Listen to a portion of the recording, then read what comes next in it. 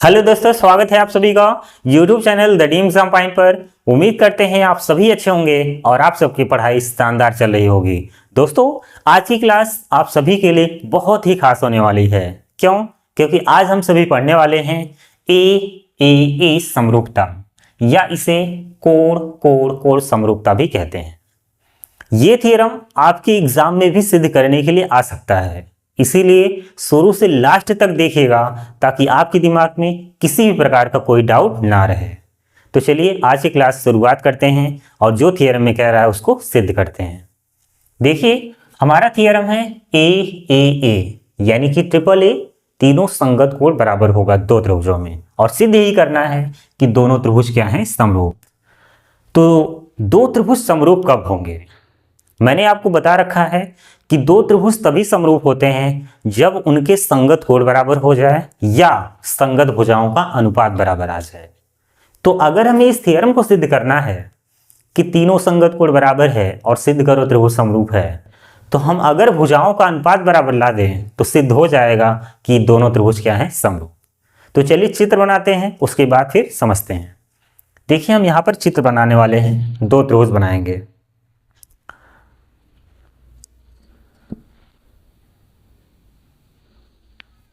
एक ये है आपका त्रिभुज,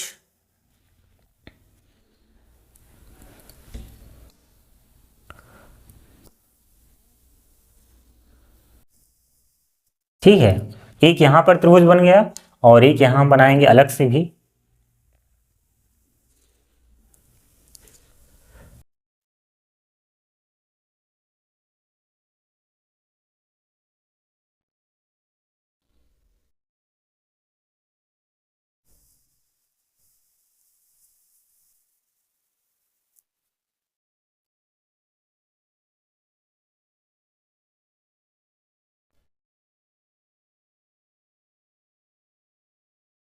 तो इस तरह से आप त्रिभुज बना लेंगे यहां पर।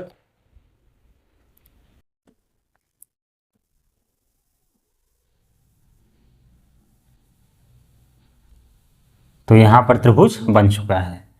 तो देखिए, ये क्वेश्चन में बोला गया है कि दोनों त्रिभुज क्या है, समान कोणिक हैं। समान कोणिक का मतलब क्या है कि दोनों त्रिभुजों में संगत कोण बराबर हैं।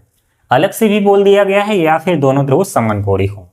तो मान लीजिए ये त्रिभुज ए बी सी है, ठीक, और ये त्रिभुज है आपका डी ई एफ। दोनों त्रिभुजों में संगत कोण बराबर है। तो चलिए इस बात को यहां दिखा दें। कोण ए कोण डी के बराबर होगा, कोण बी कोण ई के बराबर होगा, और कोण सी कोण एफ के बराबर होगा। तीनों संगत कोण बराबर हैं, इसका मतलब यही है। तो जो मान दिया गया है पहले उसको लिख लेते हैं, उसके बाद फिर आगे चर्चा करेंगे। यहां लिखेंगे दिया है। एक एक स्टेप ध्यान से समझिएगा और बहुत अच्छे से मैं आपको समझा दूंगा कि ट्रिपल ए समरूपता क्या होता है और उसको सिद्ध कैसे कर दें। पहले आप ये लिख लीजिए जो जो इसमें दिया है। कोण ए बराबर कोण डी, और क्या दे रखा है, कोण बी बराबर कोण ई, कोण बी बराबर कोण ई, एक और बराबर है कोण सी बराबर कोण एफ। ये चीज आपको दे रखा है। हमें सिद्ध क्या करना है, दोनों त्रिभुज सिमिलर हैं। तो यहां लिखेंगे सिद्ध करना है, सिद्ध करना है त्रिभुज ई बी सी सिमिलर त्रिभुज टी ई एफ। अब दोनों त्रिभुज सिद्ध करने के लिए हमें यहां थोड़ी सी रचना करने की जरूरत पड़ेगी। मैंने अभी बोला था कि अगर हमें ये सिद्ध करना है कि अगर दोनों त्रिभुजों में संगत कोण बराबर है और दोनों त्रिभुज सिद्ध करना है समरूप है, तो हम एक ही बात यहाँ स्पष्ट कर सकते हैं कि दोनों त्रिभुजों में अगर भुजाओं का अनुपात बराबर आ जाए तो ये सिद्ध हो जाएगा कि दोनों त्रिभुज समरूप हैं। यानी हमारा पूरा प्रयास इस पर रहेगा कि दोनों त्रिभुजों में संगत भुजाओं का अनुपात बराबर आ जाए। उसके बाद हम प्रूव कर देंगे कि ये दोनों त्रिभुज समरूप है। तो देखिए, हमें रचना इस तरह से करना है कि जो भुजा डी ई है और जो भुजा डी एफ है, इस पर पॉइंट लिए जाएंगे। तो मान लीजिए भुजा डी ई पर एक पॉइंट मैंने यहां लिया और भुजा डी एफ पर एक पॉइंट मैंने यहाँ लिया। इस पॉइंट को मान लेते हैं पी और इस पॉइंट को मान लेते हैं क्यू, और उसके बाद इसको मिला दिया जाएगा। तो मिला देते हैं यहाँ पर।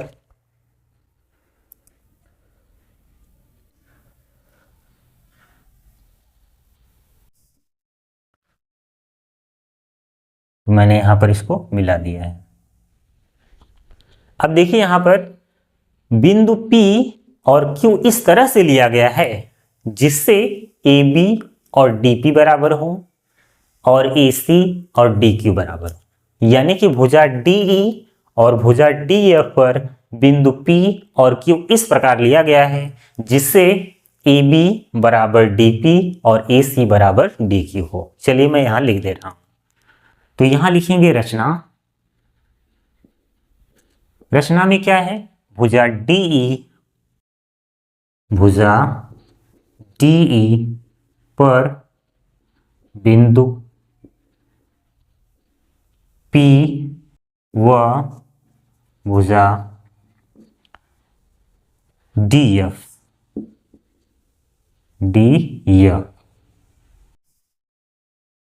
पर बिंदु बिंदु Q इस प्रकार लिया गया,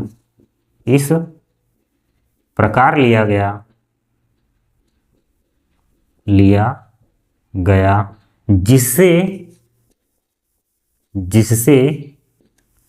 AB बराबर DP व AC बराबर DQ। क्या था? AC ना, AC बराबर DQ। ठीक है, दिख रहा होगा।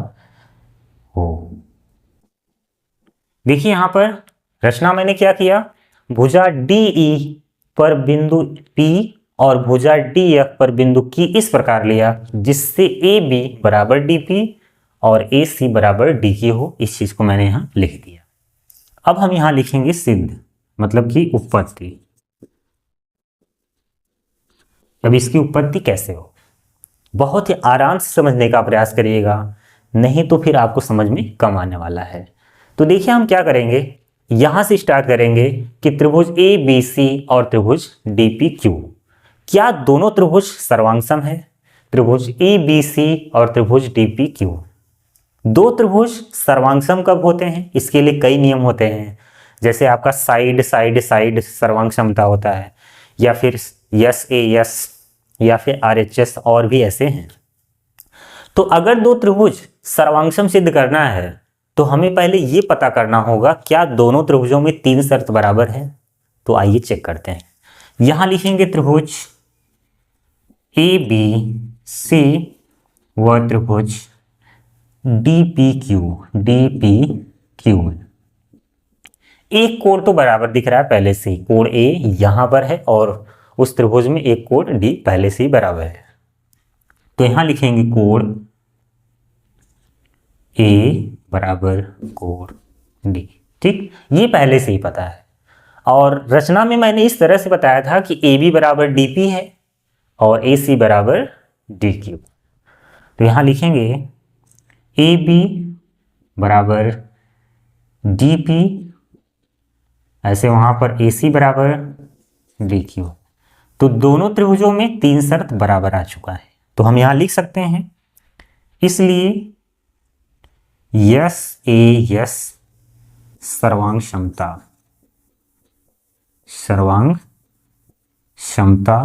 से, SAS मतलब साइड एंगल साइड, देखिए साइड एंगल साइड। तो SAS सर्वांग क्षमता से दोनों त्रिभुज क्या हो गए? त्रिभुज ABC सर्वांगसम, त्रिभुज DPQ, दोनों त्रिभुज क्या हो चुके हैं? सर्वांगसम। और मैंने आपको बता रखा है कि दो त्रिभुज अगर सर्वांगसम हो जाए, यानी कि सर्वांग समान हो जाए, तो कोण कोण के बराबर हो जाता है, भुजा भुजा के बराबर हो जाता है। यानी कि तीनों भुजाओं की लंबाई उस त्रिभुज की तीनों भुजाओं की लंबाई के बराबर होगा और तीनों संगत कोण भी बराबर हो जाएगा। फिलहाल यहाँ संगत जो भुजाएं हैं उसको बराबर दिखाने की जरूरत नहीं है, हम कोण से लेकर के चलेंगे। कोण ए डी के बराबर हो जाएगा क्योंकि सर्वांग सम हो चुका है, बी इस कोण के बराबर होगा यानी कि डी पी क्यू के बराबर होगा, कोण सी कोण डी क्यू पी के बराबर हो जाएगा। सर्वांग सम होने पर कोण कोण के बराबर हो जाता है, भुजा भुजा के बराबर। तो हम यहाँ लिखेंगे इसलिए जो कोण बी है वो बराबर हो जाएगा कोण डी पी क्यू के, कोण डी पी क्यू। यहां तक कोई दिक्कत नहीं है। अब हम यहां लिखेंगे चूंकि हमें पहले से ही पता है कि कोण बी और किसी के भी बराबर था, कोण बी ई के भी बराबर है, कोण ई के, कोण बी डी पी क्यू के बराबर हो गया, कोण बी ई के भी बराबर है। इसका मतलब ये दोनों आपस में बराबर हैं, तो हम लिख सकते हैं इसलिए कोण डी पी क्यू बराबर कोण ई, इसलिए कोण डी पी क्यू बराबर क्या हो जाएगा, कोण ई। अब देखिए यहां पर हमें पता चल चुका है कि डी पी क्यू और कोण ई, यानी कि डी पी क्यू यहां पर और ई, ये दोनों क्या है, बराबर। जिस स्थिति में ये बराबर हैं ऐसे कोण को क्या कहा जाता है, संगत कोण। तो आप यहां हिंट के लिए लिख सकते हैं ये संगत कोण है, ठीक है, संगत कोण, संगत कोण। ये संगत कोण के नियम से ये दोनों कोण बराबर आए हैं। और संगत कोण वहीं बराबर आता है जहां रेखाएं समांतर होती हैं। ये और ये बराबर है, इसका मतलब पी क्यू लाइन और ई एफ लाइन क्या है, पैरेलल यानी कि समांतर है। इसलिए पी क्यू समांतर क्या हो जाएगा, ई एफ, इसलिए पी क्यू समांतर क्या हो जाएगा, ई एफ। अब आते हैं थिल्स के प्रमेय के नियम पर। थिल्स का प्रमेय क्या है, यानी कि आधारभूत समानुपातिक प्रमेय क्या है। उन्होंने बताया था कि अगर किसी त्रिभुज में एक भुजा की समांतर रेखा खींच देंगे तो वो रेखा अन्य दो भुजाओं को जिन दो बिंदुओं पर प्रतिच्छेद करती है वहां से भुजाओं का अनुपात बराबर हो जाता है। तो ये जो लाइन है ना इसके समांतर है, तो ये जो पॉइंट P और Q है, भुजा DE और भुजा DF को दो समान भाग में बांट देंगे, यानी कि DP बटा PE कर देंगे और DQ बटा QF अनुपात बराबर हो जाएगा। तो हम यहां लिख सकते हैं इसलिए आधारभूत समानुपातिक प्रमेय से क्या हो जाएगा, DP बटा PE बराबर DQ बटा QF। जैसे इधर अनुपात लेंगे वैसे वहां पर भी, तो DP बटा PE बराबर DQ बटा QF। ये किसने बताया था, थिल्स ने बताया था, और इसे हम लोग कहते हैं आधारभूत समानुपातिक प्रमेय। तो यहां पर ये जो मान आया है ना, इससे केवल एक ही त्रिभुज में भुजाओं का अनुपात बराबर है, लेकिन हमें इस त्रिभुज और उस त्रिभुज में भुजाओं का अनुपात चाहिए। तो उसको लाने के लिए जब हम थिल्स का प्रमेय सिद्ध कर रहे थे तो वहां पर थिल्स के प्रमेय का उपप्रमेय भी मैंने पढ़ा है। तो जैसे जब ये आ गया था तो उसके बाद मैंने क्या किया था, वहां पर दो उपप्रमेय बताए हैं। तो यहां पर भुजाओं का अनुपात कैसे आएगा, पहले इसको पलटना होगा। तो अगर इसका व्युत्क्रम करेंगे तो PE बटा DP हो जाएगा यहां पर, और यहां क्या हो जाएगा, QF अपान DQ हो जाएगा, ठीक। अब देखिए हमें दोनों पक्षों में एक जोड़ना है, तो यहां लिखेंगे दोनों पक्षों में